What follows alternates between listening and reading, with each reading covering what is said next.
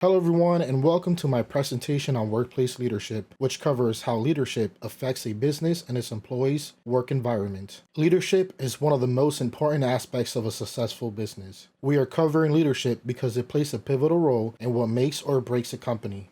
Without good leadership to manage and steer the employees in the right direction, the company can fall into bad habits, eventually leading to bankruptcy or worse. In the Leadership Imperative article written by Laurie A. Harbour-Felax, she writes that even companies that have implemented lean methodologies are not immune to bankruptcy. They might have implemented lean tools, but because their companies did not shift their leadership structures, this eventually led to bad decisions resulting in Chapter 11 bankruptcy. Quoting from Laurie, operational improvement or lean manufacturing can never be successful without leadership commitment. One way we can see evidence of why leadership is vital to a successful company is by looking at a scientific study conducted by Dr. Pinjarla Gowri Kusuma. She highlights the Cisco C-LEAD model, which stands for Collaborate, Learn, Execute, Accelerate, and Disrupt.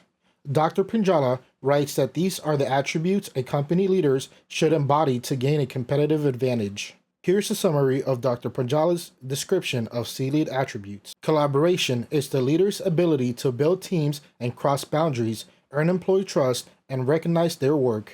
Learning for a good leader means developing and honing critical skills and teaching them to their employees. Execute means embodying problem-solving skills, making sound decisions, delegating effectively, giving constructive feedback, and showing passion for your work. Accelerate is to foster communication and help teams build their capabilities. Disruption occurs when a leader sees an opportunity and takes a risk. They must be willing to make a change and innovate in their workplace. The key hypothesis of this research is that every organization has the ability to, as Dr. Pinjarla states, become a great place to work. Her second hypothesis is that leaders are the ones who make the impact to make this a great place to work. In the research, data were collected from 169 employees across several industrial units in Hyderabad, India. 30 interviews were conducted and 169 questionnaires were collected from employees in 10 different companies. The research examines how employees perceived leaders before and after a leadership development program. Some of the questions included, my manager appreciates good work and extra effort, and management is approachable and easy to talk with. Before the leadership development course, the majority of employees would choose neutral or disagree on all questions. However, after the leadership program, their responses shifted to mostly agree, providing Dr. Pinjarla with empirical evidence that every company can be considered a great place to work. In the conclusion of this research, Dr. Pinjarla writes that leaders are pillars of the organization and companies must ensure that their leaders strengthen the workplace. She goes on to mention that companies should send their leaders to development programs to ensure they understand their roles in the organization and how much they matter to the company's success.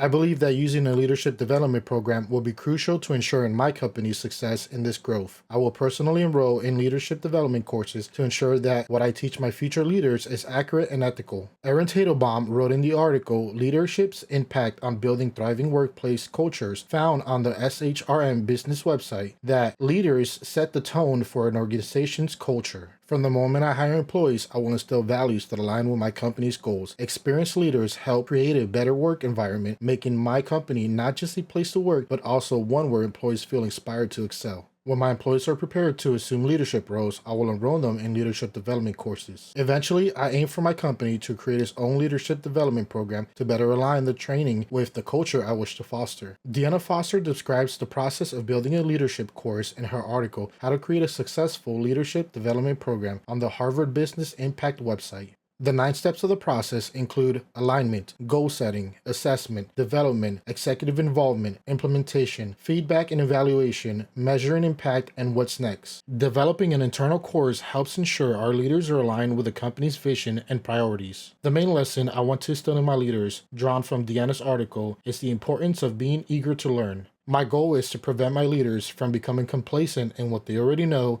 and to motivate them to develop new skills that foster a more innovative environment for all. I want to end with a quote from Sinek, who said in a speech on the platform Live to Lead, "The real job of a leader is not about being in charge, it's about taking care of those in our charge." In this speech, Sinek discusses how new leaders are put in charge of employees who perform the work, but no one teaches them how to do that. This is why leadership development programs are important and will be implemented in my company. I want to ensure that each new leader is not only aligned with the company's goals, but also is prepared to take on the role. If you found this video valuable, please give a like and subscribe to my channel. Thank you for watching.